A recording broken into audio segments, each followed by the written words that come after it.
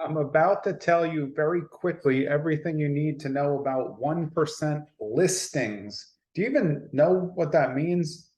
This is a weird dynamic with the hair, but whatever. 1% listings are on the listing side, the commission at 1%. There are companies and agents out there advertising that they'll list for 1%. They usually give 2% out to the buyer side. So the total commission is 3%, as opposed to around the averages between 5 and 6%, which is split, evenly or a little bit more for the listing side. But what's the problem with 1% listings? I don't know. Everything? I mean, if you watched my video yesterday, watch it here. It's just about what home builders and house flippers, how they're crapping the bed. This plays into the role of this 1% listings. If you're a seller and your main point for everything that you're doing with either a house that you've lived in or a house that you flipped or built is to save money on the listing, you either one, have a little bit too high expectations of how it really goes when you're selling a house. You probably think your work is so exceptional that it's going to sell itself, which I mean, maybe a year ago that happened here and there, but let's get real. It's not that good. Most people who are doing 1% listings, you're hiding a problem. The problem is usually that you're cheap and you're trying to save money on the listing end because you don't think that real estate agents matter. And you think, whatever, it's going to go on Zillow, so people will see it. Here's the problem with 1% listings. Listing agents who take 1% listings do absolutely nothing.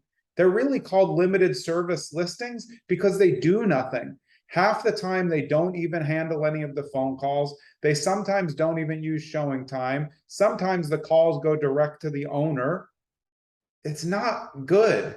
This is not how you sell houses. I know you can sell a house that way, but like if you're trying to sell a luxury property and the first thing I see on the sign is list for 1%, I know you're cheap. We all know that you're cheap and you're trying to save money. And then PS, heads up, the water's off, the house is all dirty. Big surprise, there's paper scattered everywhere. Oh my, a 1% listing and the work actually isn't complete?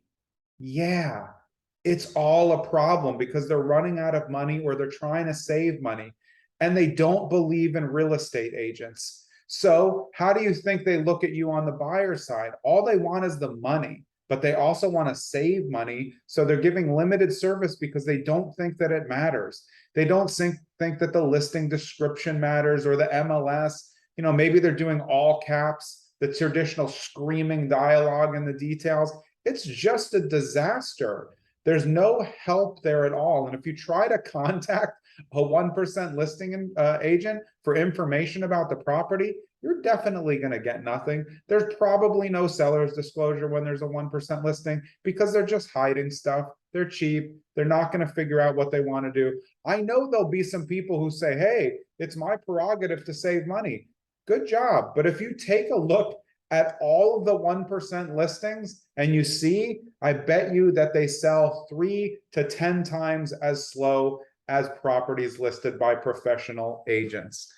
I run a big team. Here it is, Streamline Properties on Market, brokered by eXp Realty. My name is Jonathan Green. I make these videos because I want to make the real estate industry better. I'm annoyed by it all the time. Like, it's annoying to me, not that a 1% listing exists, that a 1% listing is always the same problems. You can't get in touch with the agent. They don't respond. The house is disgusting. Nobody gives you the right information. It's basically just a house with a Bluetooth box that you can enter anytime and nobody cares.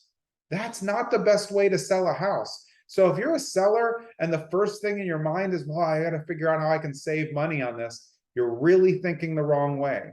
It's like people who don't stage their homes. Doesn't look good. A vacant home looks terrible.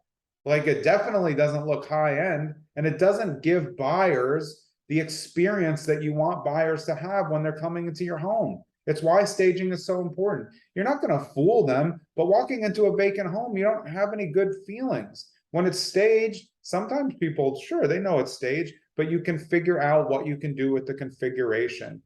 You know, and if you don't have, I mean, come on, 1% listing, water's not on, the AC's not on, and you don't think that we think you're running out of money? You're just asking people to send you discount offers. Ah, it's the worst. The one thing you need to know about 1% listings, they're always the same. There's always something going on, and it's never good. Really, go check them out. Let me know if you find it to be any different.